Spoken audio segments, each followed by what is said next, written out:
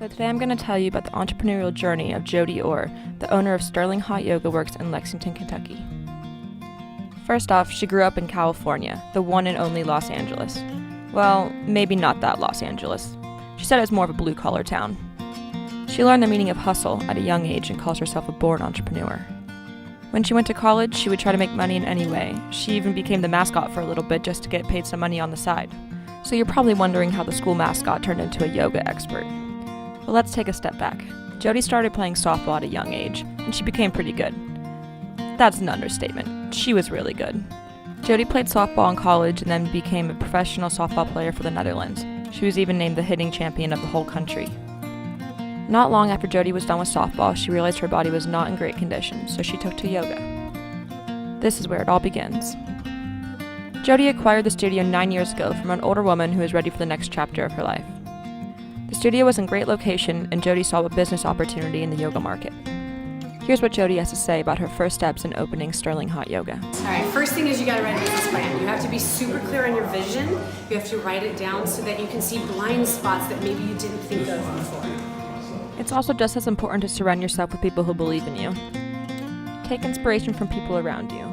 Look what other people are doing and try to learn as much as you can from them. As a young entrepreneur, it's really important that you're surrounding yourself with great people and people who are already doing what you want to do. So surround yourself with great people, learn from them, be the best. After setting up the business plan, she put down some serious goals. When Jody first acquired the studio, they had about 20 clients a day. Her first goal was to have 100 clients a day. This seemed unreal at first, but now they have 200 clients a day, and her goals have totally shifted. Before no time, they were doubling their growth.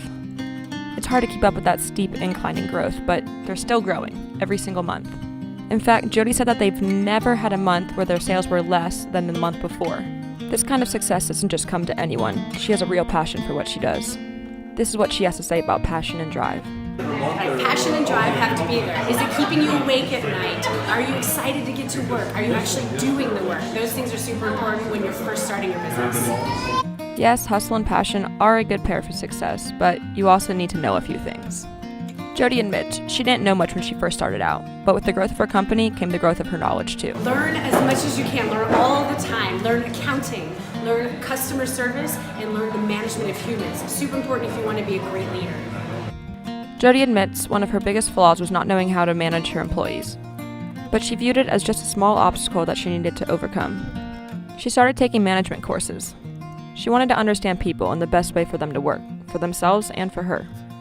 Once she got this under control, she could see a serious improvement in her business. It's really important to take good care of the people who are taking care of you. So take care of them, understand their needs, help them grow as people. For every new client or retail item sold, they would get a little extra money. But ultimately what they wanted was something that they were passionate about. So Jody became creative. The best thing for her employees was to allow them to have their own workshops where they got to be creative and innovative with their own yoga practices. This decision turned out to be great for the business and her employees. Not only was this fun, but it opened the door to networking and collaborating with other fitness groups. This is one way they deal with competition. It's really important to network and collaborate. Always be thinking, how can that person's business help my business? How can I help their business grow? So collaborate as much as you can. Once Sterling began growing, she was able to delegate to other employees and she could take a little time off. Here's what she has to say about delegating. Be clear and concise. Know what you want to do. Get it down on paper. And that way you can always create a process and hand that process off and delegate it to someone else. So be clear and be concise. Before she was able to delegate, she did a lot on her own for Sterling. She got caught up in the workaholic lifestyle and found the importance of taking time for herself. Here's what she has to say about self-care. As a business owner, it's easy to get caught up in the go, go, go of things, so make sure you take good care of yourself. Go do yoga at Sterling Hot Yoga. Now that Sterling's taken off, Jody's able to work from just 8 to 12 and stay home with her little baby girl.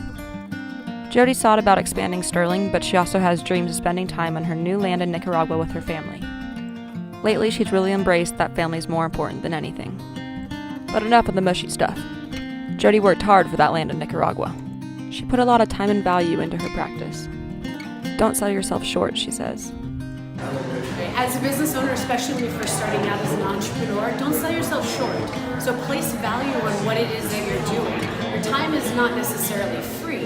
Hustle, get out there and hustle, but at the same time, put value on your time and your product. So like she said, it's a lot about hustle. And she probably learned this from softball, but you gotta put the drama aside and be the best at what you're doing. As a business owner, you always have a favorite book. My favorite book is called The 4 Agreements by Don Miguel Ruiz. These are the 4 agreements. 1, be impeccable with your word. 2, don't take anything personally. It's not about you, it's about them. They'll figure it out, don't worry. Number 3, don't make assumptions. You can never assume anything. Just stick to the facts and what actually happened.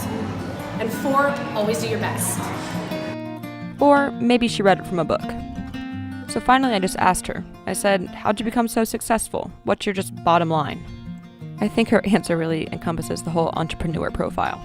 It's important as a business owner that you set boundaries. So if it's not a hell yes, that means it's a hell no. So yeah, that's about it. Now you know Jody.